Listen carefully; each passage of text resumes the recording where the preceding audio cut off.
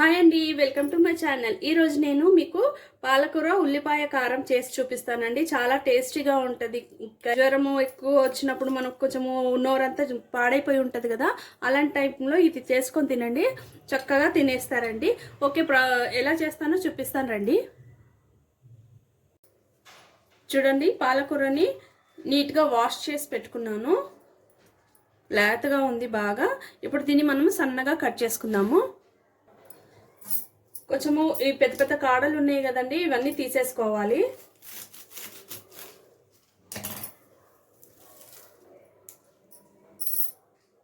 ఇప్పుడు చూడండి, ఇది బాగా చాలా సన్నగా కట్ చేసుకుంటున్నాను. ఇదిగోండి, ఇంత సన్నగా ఉండాలి. నైస్గా చాప్ చేసుకోవాలి పాలకూరను మొత్తము. పాలకూర అలా నైస్గా చాప్ చేస్తేనే బాగుంటుందండి. అందులో ఉడకడానికి కూడా ఈజీగా ఉంటుంది అనమాట. అందుకని అలా చాలా సన్నగా చాప్ చేసుకోవాలి పాలకూర. చూడండి, పాలకూర మొత్తం ఎంత నైస్గా చాప్ చేసుకున్నానో ఇలా నైస్గా చాప్ చేసుకోవాలి. చూడండి, 3 ఆనియన్స్ తీసుకున్నాను. ఇప్పుడు నేను వీటిని కట్ చేస్తాను.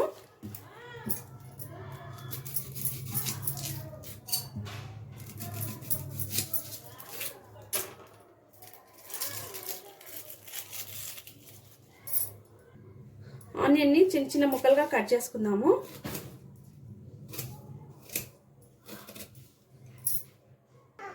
ఆనియన్ అంతా ఒక జార్లోకి వేసేసుకోవాలి. జీలకర్ర 1 స్పూన్, గార్లిక్ వేస్తున్నాను, కారం పొడి వేస్తున్నానండి. ఒక 2 స్పూన్స్ వేసుకుంటున్నాను. ఇంకా కారం ఎక్కువగా తినేవాళ్ళు ఇంకా 3 స్పూన్స్ కూడా వేసుకోవచ్చు. నేను 2 స్పూన్స్ వేసాను. ఇప్పుడు పేస్ట్ చేసుకుందాము. చూడండి, పేస్ట్ గిన్నె వేడయిందండి. ఇప్పుడు ఆయిల్ వేస్తున్నాను.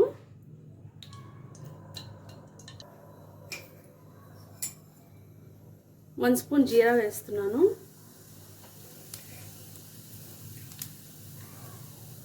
ఆవాలు, శనగపప్పు, రెడ్ చిల్లీ, మనం చేసుకున్న పేస్ట్ మొత్తం వేసేసుకున్నాం ఇందులో.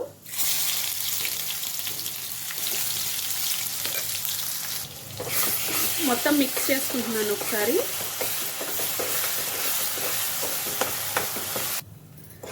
ఇలా కొద్దిగా సిమ్లో పెట్టుకొని స్టవ్ని కలుపుతూ ఉండాలి. ఆయిల్ అంతా విడిపోవాలన్నమాట. అప్పటి వరకు మిక్స్ చేస్తూ ఉందాము. 5 మినిట్స్ వరకు మూత పెట్టి ఉంచుకుందాము.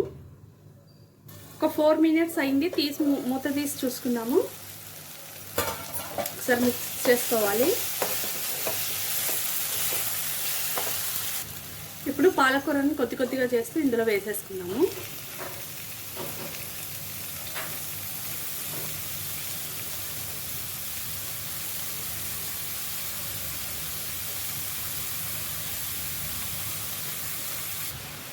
ఒకసారి మొత్తం మిక్స్ చేసుకున్నాము.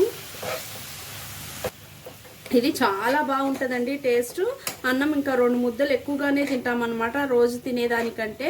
అందుకని మీరు ఒకసారి తప్పకుండా ట్రై చేయండి దీన్ని. సాల్ట్ వేసుకుంటున్నాను, పసుపు, ధనియా పౌడర్ 1 స్పూన్, జీరా పౌడర్ అన్నీ వేసుకున్న తర్వాత ఒకసారి మంచిగా మిక్స్ చేసేసుకుందాము. ఇప్పుడు మనం చూసుకోవచ్చండి, ఒకవేళ మన కారం కానీ తక్కువ ఉందనుకోండి మళ్ళీ వేసుకోవచ్చు. మొత్తం మిక్స్ చేసి పెట్టుకున్న తర్వాత మళ్ళీ మూత పెట్టేసి ఒక 5 మినిట్స్ వదిలేద్దాము. మధ్యలో ఒకసారి మూత తీసి చూసుకుందామండి. ఒకసారి మళ్ళీ మొత్తం మిక్స్ చేస్తున్నాను. మళ్ళీ మూత పెట్టి ఉంచేద్దాము.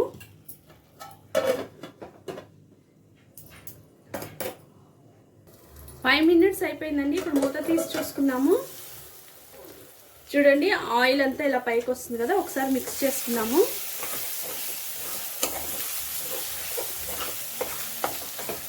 ఇప్పుడు సాల్ట్, కారం కరెక్ట్గా ఉందా చూసుకుందామండి. చెక్ చేసుకుందాము.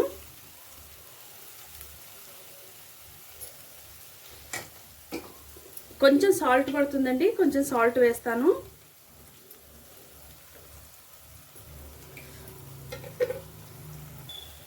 సాల్ట్ వేసిన తర్వాత మళ్ళీ ఒకసారి బాగా మిక్స్ చేసుకుంటున్నాను. మొత్తం సాల్ట్ కలుస్తుంది కదా. ఇలా పాలకూరనే కాకుండా ఏ ఆకుకూరనైనా వేస్ట్ చేసుకోవచ్చండి. చూడండి,